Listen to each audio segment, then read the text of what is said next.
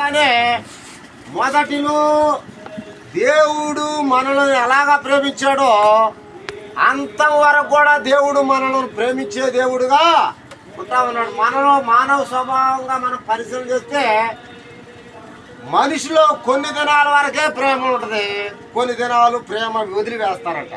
అంతేనా కాదు, కొంతమంది ఎప్పుడు మనం ఏకరీతిగా ప్రేమించే స్వభావం మానవుల్లో ఉండదు. అందరి పని పెట్టి ఉపయోగిస్తారులే. కాబట్టి అలాంటి తత్వం దేవుల్లో లేదు. మనం తప్పు చేసినా, తప్పు చేసినా, మనం దేవునికి విరోధంగా నడిచినా, దేవునికి ఇష్టంగా నడిచినా, దేవుని యొక్క ఉద్దేశం ఏంటంటే మానవులందరినీ కూడా తనతో ఉంచుకోవాలి, అందరినీ ప్రేమించాడు. ఇది వాస్తవా కాదా?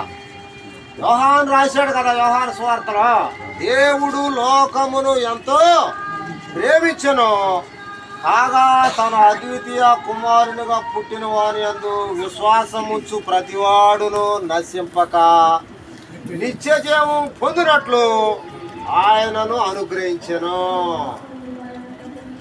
యోహాను సువార్త మనం బైబిల్ స్టడీ చేస్తున్నాం. ఒక్కొక్క వచ్చిన, ఒక్కొక్క 4 వచ్చిన, 2 వచ్చిన, అందరూ వస్తే ఆ మాటలు అర్థం అవుతాయి. అందరు రావట్లేదు కాబట్టి అర్థం కాదు. కాబట్టి యోహాను పరిశుద్ధాత్మ చేత నింపబడిన వాడే తన కుమారుణ్ణి ప్రత్యక్షపరుస్తూ ఉన్నాడు ప్రజలకు. ఇక్కడ ఎబ్రీ గ్రంథకర్త ఏమన్నాడంటే, అపోస్తులుడైనటువంటి పౌలు పూర్వకాలమందు నానా సమయములలోనూ నానా విధములుగాను ప్రవక్తల ద్వారా మన పితరులతో మాట్లాడాడా లేదా? ఆ దినముల నుంచి ఈ దినములో కూడా తన కుమారుని ద్వారా మనతో మాట్లాడుతున్నాడు. విభజించి చెప్పాలంటే ఆనాటి దినాల్లో తండ్రి అయినటువంటి దేవుడి ద్వారా దేవుడు తన ప్రజలను ఏది అవసరమో అది ప్రవక్తలను నియమించుకొని, ప్రవక్తలకు ఇది ఇలా చేయి, నా ప్రజలకు ఇలాంటి వర్తమానం అందించు, ఇలాగా వారికి అవసరాల్లో తోడుకుంటూ వారిని ఇలాగ తీసుకురా, వారిని నాకు నడిపించు అని చెప్పాడు దేవుడు. చెప్పిన మాట ప్రకారం ఆ ప్రవక్తలు ప్రవచించారు, నడుచుకున్నారు కూడా. ఈ దినములు అంతముందు పరిశుద్ధాత్మ ద్వారా కుమారుడైనటువంటి యేసుక్రీస్తును ప్రకటిస్తా ఉన్నారు. ఇదేనా కాదా?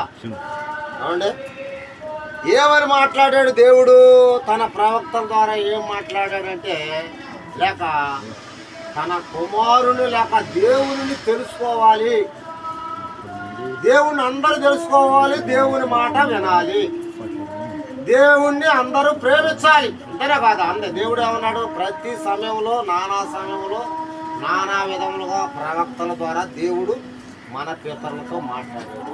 ఏం మాట్లాడాడు అంటే, అందరూ అంతటను మారు మనసు పొందాలి. ఇంతేనా మాట్లాడింది? యోహాను సువార్త మనం ధ్యానం చేస్తున్నాం కదా. యోహాను సువార్త 14వ అధ్యాయంలో ఒక మాట ఉంది. దేవుని ప్రేమించి ప్రజలకు ఎలాంటి ఆసక్తులు ఉన్నాయో అక్కడ రాశాడు కదా. యోహాను సువార్త 14వ అధ్యాయం 18వ వచనాన్ని మనం పరిశీలన చేస్తే అక్కడ ఈ రీతిగా రాయబడింది. ఏమనింది?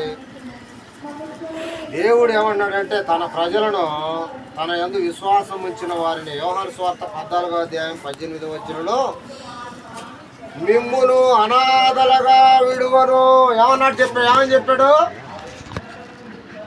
దేవుని యొక్క సృష్టిలో సృజించబడిన మానవుల్ని దేవుడు ఆ దినమే కాదు, పూర్వకాలం మందే కాదు, దినములు అంతమంది కూడా ఆయన మానవుల్ని విడిచేవాడుగా లేడు. విడిచిపెట్టకుండా వెంటాడుతూ ఏమన్నాడంటే, నేను మిమ్ములను అనాథలుగా విడువను, మీ వద్దకు వచ్చును, కొంతకాలమైన తరువాత లోకము నన్ను మరి ఎన్నడూనూ చూడదు. యేసు ప్రభు వారు ఈ లోకంలో శరీరధారిగా ఉన్న దినాల్లో శిష్యులతో చెప్పిన మాటలు, అయితే మీరు నన్ను చూతురు, నేను జీవించుచున్నాను కనుక మీరును జీవిస్తారు, నేను నా తండ్రి యందును మీరు నా యందును నేను మీ యందును ఉన్నామని ఆ దినమున మీరు ఎరుగుదురు. ఇక్కడ 21వ వచనంలో నా ఆజ్ఞను అంగీకరించి వాటిని గైకొనివాడే నన్ను ప్రేమించువాడు. నన్ను ప్రేమించువాడు నా తండ్రి వలన ప్రేమింపబడును. నేనును వానిని ప్రేమించి వానికి నన్ను కనుపరుచుకుందునని చెప్పాను. చూచారా? ఎవరైనా సరే, ఏ కులమైనా ఏ మతమైనా ఎవడైనా ఏ భేదం లేదు, కానీ ఎవడైనా నా ఆజ్ఞలను అంగీకరించి వాటిని గైకుని వాడే నన్ను ప్రేమించేవాడు. దేవుడు ప్రేమతో మనల్ని దర్శిస్తూ తన ప్రవక్తల ద్వారా మాట్లాడుతున్నప్పుడు మనం ఆయన మాటలు గైకునేవారిగా ఉండాలా లేదా? మనం ఆయన మాటలు గైకొని వాటి యందు విశ్వాసం వచ్చి ఆ యొక్క ప్రేమ కలిగిన తండ్రి దేవునిని మనం ప్రేమిస్తే మనం ఒకరం కూడా ప్రేమించుకునే స్వభావం. నేను పౌలు గారు ఏమన్నాడంటే, నేను క్రీస్తును పోలి నడిచిన ప్రకారం మీరు నన్ను పోలి నడుచుకోండి. అంటే దేవునిని ప్రేమించి తన సంకల్పం చొప్పున పిలువబడిన వారికి అనగా అని అన్నాడు. సమస్తమును మేలు కలుగుటకై సమస్తమును సమకూడి జరుగుతాయి అంట.